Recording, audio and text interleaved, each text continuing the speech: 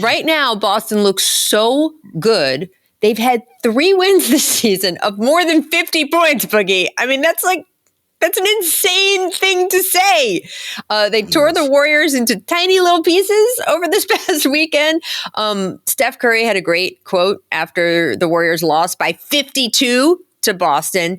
He said, "That's what we used to do to teams. It's demoralizing." And that's really interesting to think of because in some ways, this Boston team during the regular season, this is just regular season so far, is more dominant than the Warriors at the height of their dynasty. The Celtics have won 11 in a row, and their point differential in those games has been by 22, which is better than the Warriors ever did, even when they were killing teams. I don't know. They have the easiest remaining schedule compared to what that Bucks schedule we just listed off. So I don't know. You were saying the Bucks, definitely going to fight the Celtics for the East. Is Boston, though? I mean, are you ready to make your hotel reservations for Boston in the finals? I mean, do you think it's going to be a contest in the Eastern Conference Finals, or are you looking at these numbers for the Celtics and been like, yeah, it might be a tough go, but the Celtics are making it? Absolutely. Well, first off, I want to say when it comes to that that Warriors team in their prime, I'm taking them over the Celtics team.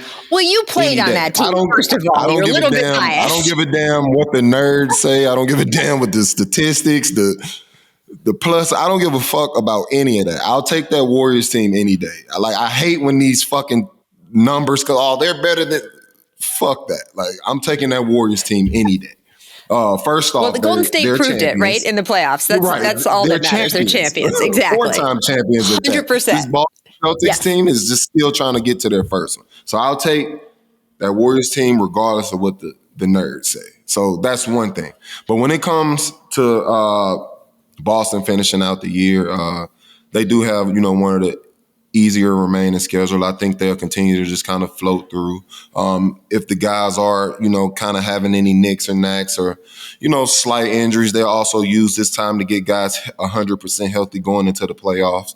So I think this Celtics team is, they're in a perfect place right now with just finishing out the season, going in healthy and having a clear mindset with trying to make this championship run. But when it just comes to the East, on paper and, proof of the season right now, you could say Boston is the favorite. Like, you can say that, and you can say that with confidence. But on the flip side of things, when it's a Miami Heat floating around, they're always a threat. And you can say that with confidence because it's proof in the pudding. I think the Heat will always be a threat. When you have a guy like Jimmy Butler, who's notorious for kind of, heating up at the tail end of the season, especially going into the playoffs, he becomes another player. And that's one thing you have to respect about a guy like that.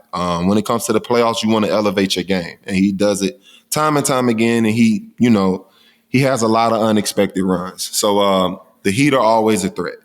If Embiid is healthy, if he's able to return, obviously, that's a threat when it comes to Philly. I think they have a great thing going there.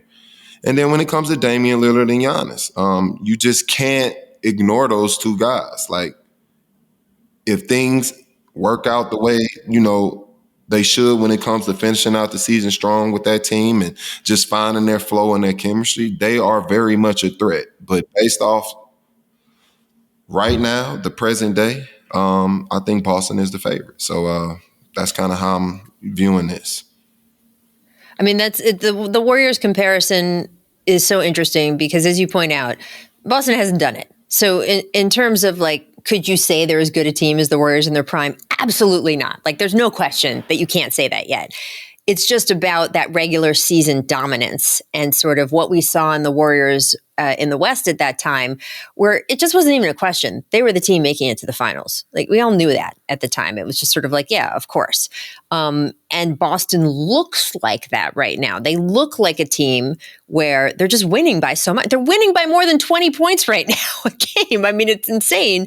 It looks like, of course, you can put them in ink to the finals. But as you point out, there's other teams in the East that at least have some playoff level threats.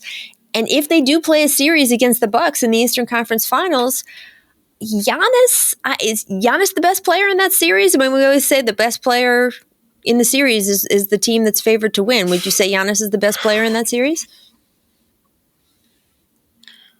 I could see a 1A, 1B type situation.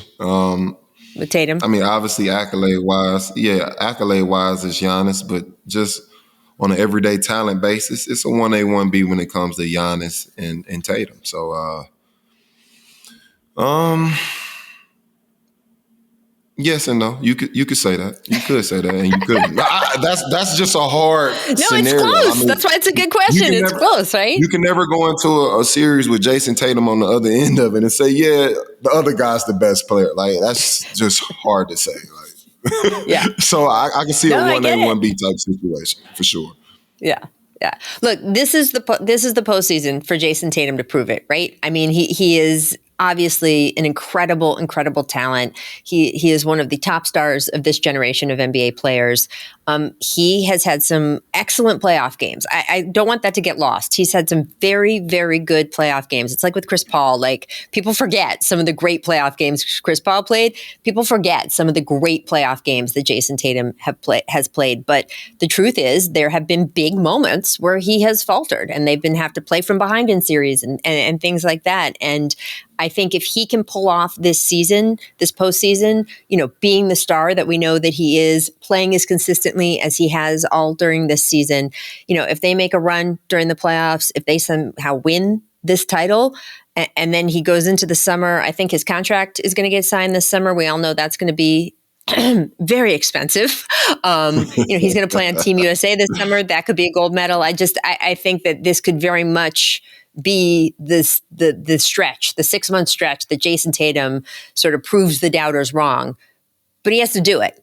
So we will see if he does it. Again, I'm always going to pick Denver because they're the champs and they have not shown me anything to say that they won't win. And Nikola Jokic has been just a stud again. But Jason Tatum has a chance to really change how people think of him. So I'm ready for it. I think it'd be a great Eastern Conference Finals if it's Bucks Celtics. I think the Doc factor is so much fun. I think the Tatum Giannis sort of, very different players, obviously different positions, but a great comparison, and could be fire, man. Could be really, really, really good. And then the finals could be good too. So sure. I don't know.